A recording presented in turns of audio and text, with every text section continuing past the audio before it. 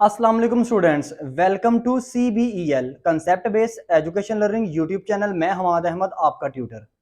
आज इस वीडियो में हम जिस क्लास के बारे में डिस्कशन करेंगे उस क्लास का नेम है FSC पार्ट 1 यानी कि इंटरमीडिएट पार्ट 1 और उसका सब्जेक्ट है केमिस्ट्री।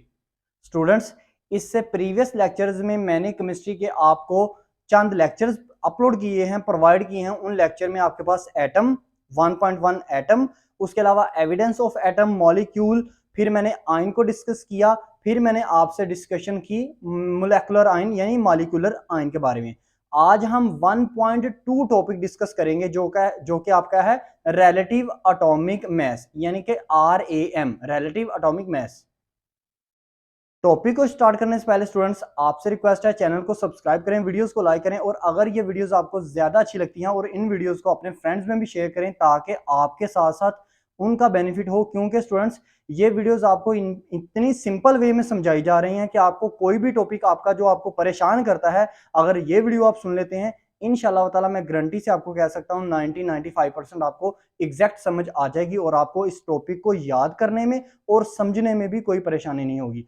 टॉपिक शुरू करने से पहले एक और बात को अपने ज़हन में रखिएगा, जितनी भी चीजें आप सुन रहे हैं इनको आपने याद नहीं करना, समझना है, कंसेप्ट को क्लियर करना है। और पेपर में जब आप FSC में पेपर दोगे, याद रखना स्टूडेंट्स 70% आपको पेपर कंसेप्चुअल आएगा, बुक वाला पेपर आपको ज्यादा वो नहीं आता। 30-35% बस पेपर आपको वो बुक से देता है। ठीक है स्टूडेंट्स, इसलिए आपका हर एक कंसेप्ट क्लियर होना चाहिए, हर एक चीज क्लियर होना चाहिए, चाहे वो एटम है, मॉलिक्यूल है, आयन है, कुछ भी है।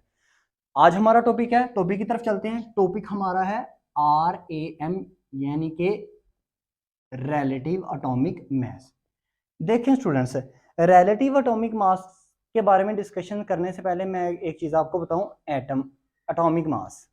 एटॉमिक मास किसे कहते हैं? आपने ना 9th क्लास जब की थी ना, तो 9th क्लास का चैप्टर नंबर 1 था, उसमें आपने दो चीजें पढ़ी थी, एटॉमिक मास और मास नंबर। ठीक है, एटॉमिक मास, एटॉमिक नंबर और मास नंबर। तो स्टूडेंट्स, एटॉमिक मास या मास नंबर जिसको हम कहते हैं वो क्या है? एक्चुअल में ये आपका होता है एटम। आपको मैंने बताया था एटम का सब पार्टिकल न्यूक्लियस, और न्यूक्लियस के अंदर दो चीजें होती हैं, एक आपका होता है प्रोटॉन और न्यूट्रॉन। जब किसी भी एटम के अंदर प्रोटॉन प्लस न्यूट्रॉन इन दोनों को जमा कर लेते हैं तो आपके पास जो चीज निकलती है उसको हम कहते हैं उस एटम का एटॉमिक मास। ठीक है स्टूडेंट्स, जब हम किसी भी एटम के अंदर न्यूक्लियस में मौजूद प्रोटॉन और न्यूट्रॉन को जमा कर लेते हैं ना स्टूडेंट्स, तो वो क्या कहलाता है? वो आपका कहलाता है, उस एटम का कहलाता है एटॉमिक मास। ये आपको क्लियर हो गया। लेकिन यहां पे हम डिस्कस करेंगे रिलेटिव एटॉमिक मास। अब ये रिलेटिव का क्या मतलब है? रिलेटिव का ना आम जर्नली मतलब ये होता है, अगर आप इंग्लिश की बात करें तो इसका मतलब होता है रिश्तेदार। लेकिन यहाँ पे हम रिलेटिव रिश्तेदार से नहीं इसको कंपैरिजन करेंगे, हम रिलेटिव का यहाँ पे मतलब होगा मुआवजना करना, कंपैरिजन करना। कंपैरिजन करना, मुआवजना करना, ये लफ्ज आपने अपने माइंड में लाजमी रखना है। अब देखिए स्टूडेंट्स, एक बात देखें, मुआवजना करके एटॉमिक मास निकालना, तमाम एलिमेंट्स जितने भी आपके पास अवेलेबल हैं उनका मुआवजना करो, फिर उनका एटॉमिक मास निकालो। देखें, इसको मैं ना इस तरह आपको समझाता हूं। आपके पास ना कोई एक स्टैंडर्ड यूनिट होना चाहिए। मिसाल के तौर पर देखो, आप चीनी लेने के लिए जाते हो, दुकानदार से आप कहते हो कि 5 किलो चीनी दे दे। दुकानदार क्या करता है, वो कोई ना कोई इंस्ट्रूमेंट यूज करता है, तराजू लेता है या कुछ भी चीज लेता है, वो आपकी चीनी एक तरफ रखता है, आपका जो उसके पास इंस्ट्रूमेंट होता है, जो वट्टे छट्टे होते उसके पास होते हैं, वो डालता जाता है 5 किलो चीनी, और जब वो तराजू दोनों बैलेंस उसके बराबर हो जाते हैं, वो आपको चीनी दे देता है। क्या वो क्या स्टैंडर्ड यूज कर रहा है? वो एक इंस्ट्रूमेंट यूज कर रहा है ना, चाहे वो इंस्ट्रूमेंट मशीन की शक्ल में है, चाहे वो मतलब तराजू को यूज कर रहा है जिसके अंदर वो वाट्स डाल रहा है, वटे डाल रहा है। ठीक है, चाहे वो किलो किलो के 5 डाल दे, चाहे 2 किलो का, एक 3 किलो का, ऐसे करके वो 5 वटे अपने पूरे कर दे, 5 किलो के वटे वो पूरे कर दे। अब देखो स्टूडेंट्स, वो क्यों एक स्टैंडर्ड, उसको कहते हैं स्टैंडर्ड, स्टैंडर्ड इसको कहते हैं, स्टैंडर्ड यूनिट वो इस्तेमाल करता है। क्यों? क्योंकि अगर तो वो अपने अंदाजे से 5 किलो चीनी दे दे तो वो सोचेगा यार मैं कहीं इसको ज्यादा ना दे दूं। अब कस्टमर जो लेने के लिए जा रहा है वो ये सोचेगा यार ये कहीं मुझे कम ना दे दे चीज।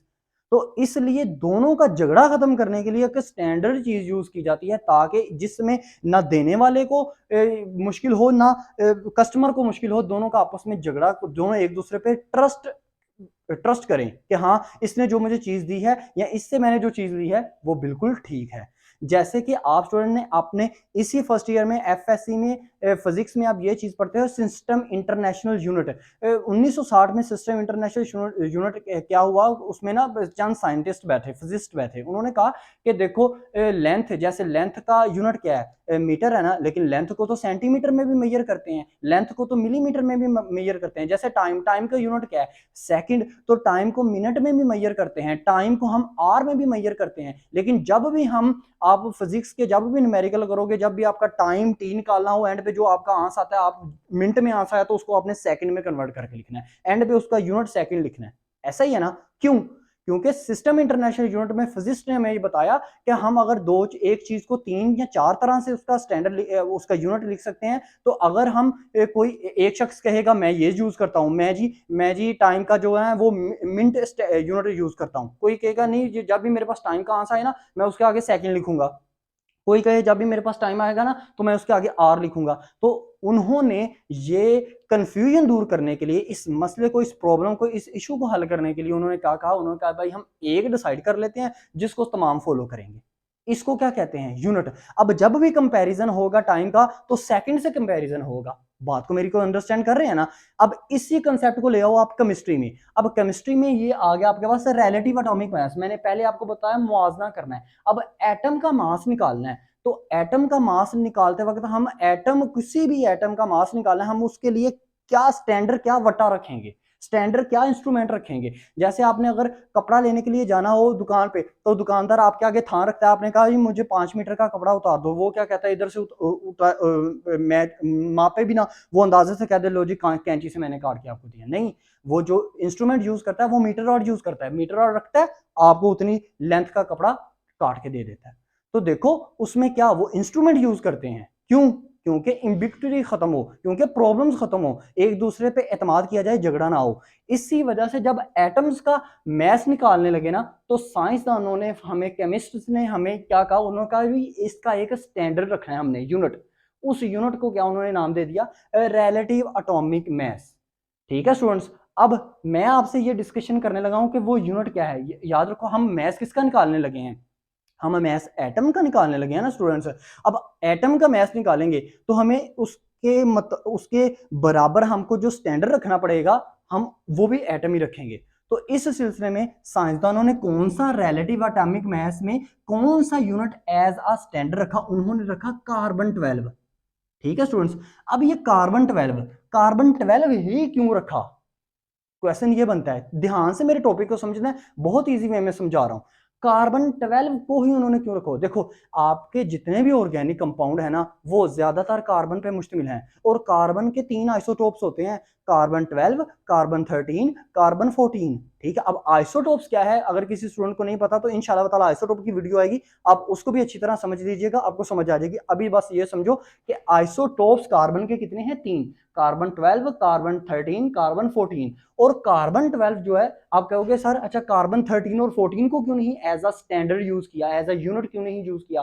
तो उसकी वजह यह है, कार्बन 12 जो है ना, दो वजह है उसकी।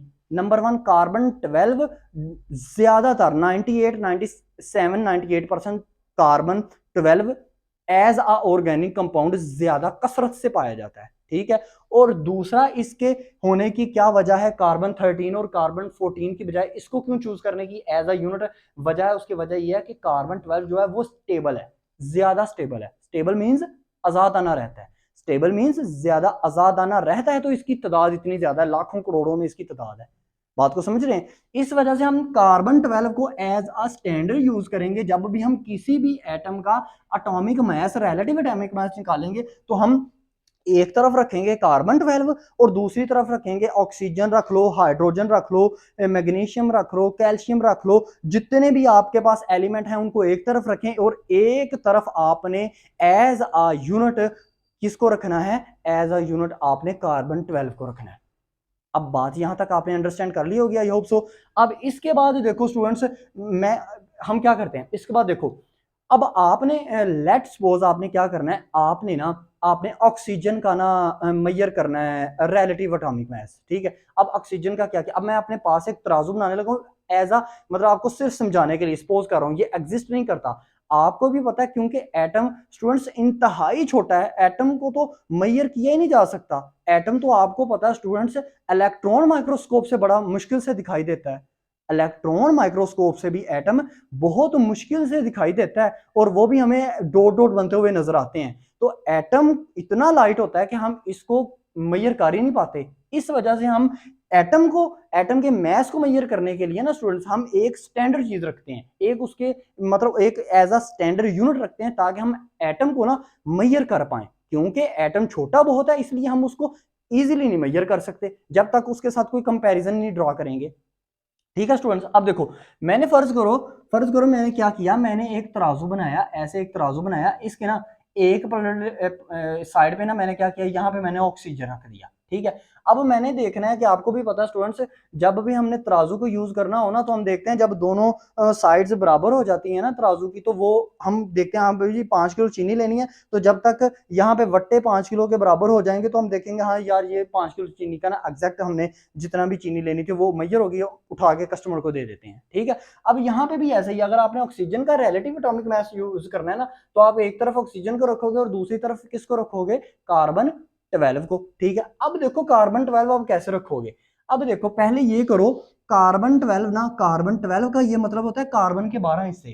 कार्बन 12 का क्या मतलब है, कार्बन के 12 हिस्से, 1 2 3 4 5 6 7 8 9 10 11 12। अब देखो ये मैंने 12 हिस्से कर लिए स्टूडेंट्स। अब मुझे एक कोई भी स्टूडेंट्स एक बात बताओ, अगर मैं कार्बन कार्बन 12 का जो पहला हिस्सा है, 1 हिस्सा है, अगर इसको भी मैं फर्दर डिवाइड करना चाहूं, तो मैं कितने पार्ट्स में डिवाइड कर सकता हूं, 12 पार्ट्स में डिवाइड कर सकता हूं। ठीक है ना स्टूडेंट्स, देखो अगर एक चीज के टोटल जो है पार्ट्स हैं वो 12 है, मैं कहता हूं यार ये रूम के ना 4 कोने हैं, तो इस रूम को मैं फर्दर मजीद इसको डिवाइड करना चाह रहा हूं, तो मजीद इसके मैं 4 कोने मजीद बना सकता हूं। दरमियान से रूम को क्या करूंगा, दरमियान से रूम की एक दीवार और खड़ी कर लूंगा, ये 4 कोने मजीद ड्रॉ हो जाएंगे। ठीक है ना स्टूडेंट्स, अगर इसी तरह कार्बन 12 के अगर 12 पार्ट करें, तो 12 पार्ट में से पहले पार्ट के 12 हिस्से होंगे, मतलब आप इसको कह सकते हैं कार्बन 12 का जो पहला पार्ट है उसका 1/12 पार्ट। ठीक है ना, तो आप समझ गए ना इस चीज को। इस चीज में जो स्टूडेंट है ना वो काफी कंफ्यूज होते हैं कि ये क्या बात हुई 1/12 पार्ट। देखो 12 पार्ट कार्बन के, और जो कार्बन का फर्स्ट पार्ट है उसके भी आगे 12 हिस्से, सेकंड के भी 12 हिस्से, क्योंकि टोटल ओवरऑल 12 पार्ट है, इसलिए तुम एक एक पार्ट का भी जब मजीद पार्ट में फर्दर डिवाइड करोगे तो वो भी 12 ही बनेंगे, उसके भी 1/12, 2/12, 3/12, 4/12, 5/12, 6/12, 7/12, 8/12, 9/12, 10/12, 11/12 और 12/12। ठीक है ना स्टूडेंट्स, बात को अंडरस्टैंड कर रहे हो। अब देखो यहां से एक चीज आपने एज्यूम करनी है, बस जैसे ही मैंने ना क्या किया, मैंने पहला उठा के रखा हिस्सा यहां पे ना मैंने रखा, तो ऑक्सीजन अभी बराबर नहीं हुई, दूसरा रखा, तीसरा रखा, चौथा, पांचवा, छठा, सातवां, आठवां, नौवां, 10वां, 11वां, 12वां। जब मैंने 12 के 12 रख दिए ना, मतलब कार्बन 12 का पहला पार्ट जब मैंने पूरा यूज कर लिया, तो स्टूडेंट्स अभी भी ये बराबर नहीं था हुआ। मैंने क्या किया, मैंने कार्बन 12 का ना दूसरा एटम उठाया, तो मैंने दूसरे एटम को उठाया, तो उसमें ना मैंने एक यूज किया, यहाँ पे एक और फेंका, तो ये 12 यहाँ थे, एक और फेंकूंगा, दूसरे का पहला पार्ट फेंकूंगा, तो यहाँ पे 13 बन जाएंगे, 13 बने, फिर भी ना हुआ, 14 एक और रखा, 15, 16। जैसे ही स्टूडेंट्स मैंने 16वां रखा ना, तो ये आपस में मैच हो गए। इसका मतलब क्या, मैंने कार्बन 12 के पहले पार्ट के 12 उठाए हिस्से, यानी कि उसको कंप्लीट यूज कर लिया, और दूसरे पार्ट के मैंने सिर्फ 4 उठाए, तो यहाँ पे टोटल कितने बन गए, 16 बने। 16 जैसे मैंने किया तो ऑक्सीजन बराबर होगी, मैंने कहा जी ऑक्सीजन का atomic mass, relative atomic mass कितना है, ऑक्सीजन का रिलेटिव एटॉमिक मास कितना है जी, 16। ये ले, इसी तरह स्टूडेंट्स, जैसे ही अगर मैं हाइड्रोजन का मालूम करना चाह रहा हूं, तो मैं हाइड्रोजन को एक साइड पे रखूंगा, एक साइड पे, ऐसे ही मैं यूज करता जाऊंगा।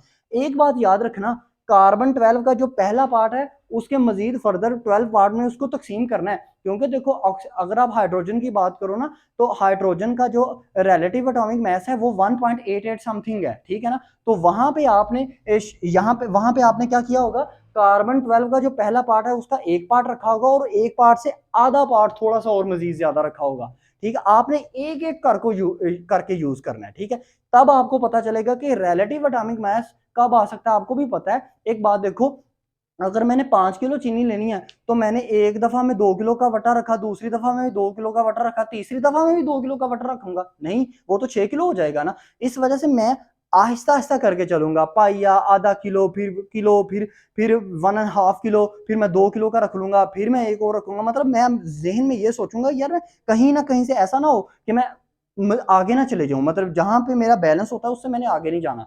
इसी तरह स्टूडेंट्स ये रिलेटिव एटॉमिक मास ऐसे निकाला जाता है एज अ कार्बन 12 को। इस वजह से हम ये कह सकते हैं कि कार्बन 12 है वो एक स्टैंडर्ड है, स्टैंडर्ड यूनिट है, ठीक है ना। कार्बन 12 एक क्या है, स्टैंडर्ड यूनिट है। जैसे कि मैंने आपको बता दिया, जैसे लेंथ का यूनिट क्या है, सेकंड है। जैसे आप कह सकते हो मैथ का यूनिट क्या है फिजिक्स में, किलोग्राम है, केजी है। हाँ, किलोग्राम से ग्राम में कन्वर्ट करना वो एक अलग बात है, सेकंड से आपने मिनट में कन्वर्ट करना वो अलग बात है, मिनट से आपने आवर में कन्वर्ट होना है वो एक अलग बात है। लेकिन स्टैंडर्ड जो यूनिट है ना, वो हमें फिजिस्ट ने यही कहा था कि लेंथ का जो स्टैंडर्ड यूनिट है, टाइम का सॉरी जो स्टैंडर्ड यूनिट है वो सेकंड है, ठीक है ना स्टूडेंट्स। और लेंथ का जो सेकंड स्टैंडर्ड यूनिट है वो मीटर है। इसी तरह स्टूडेंट्स अगर आप किसी भी एटम का निकालना चाहते हो रिलेटिव एटॉमिक मास, तो उसके लिए स्टैंडर्ड यूनिट आपको कौन सा अप्लाई करना पड़ेगा, कार्बन 12, ठीक है। अब कार्बन 12 को आप ये कह सकते हो AMU, क्या AMU, AMU, AMU का क्या मतलब होता है, atomic mass unit, atomic mass unit. अब एटॉमिक मास यूनिट मतलब क्या, इसकी अगर डेफिनेशन आप करना चाहो एटॉमिक मास यूनिट की, तो आप क्या कहोगे कि atomic mass unit, atomic mass unit किसको कहते हैं, वो जो मैंने 1 का 1/12 पार्ट किया था, ठीक है ना, 1 का जो मैंने 1/12 पार्ट किया था ना, उसको कहेंगे एटॉमिक मास यूनिट। अब एटॉमिक मास यूनिट की डेफिनेशन करनी हो तो स्टूडेंट्स आप ये कह सकते हो, जब कार्बन कार्बन के एक एटम का जब हम 1/12 हिस्सा करते हैं उसको हम क्या कहते हैं, एटॉमिक मास यूनिट। और इस ये जो बराबर होता है ये कितने के बराबर होता है, देखो 1 एटॉमिक मास यूनिट 1 AMU जो है 1 AMU ये आपका बराबर होता है 1.661 मल्टीप्लाई बाय 10⁻⁻27 केजी।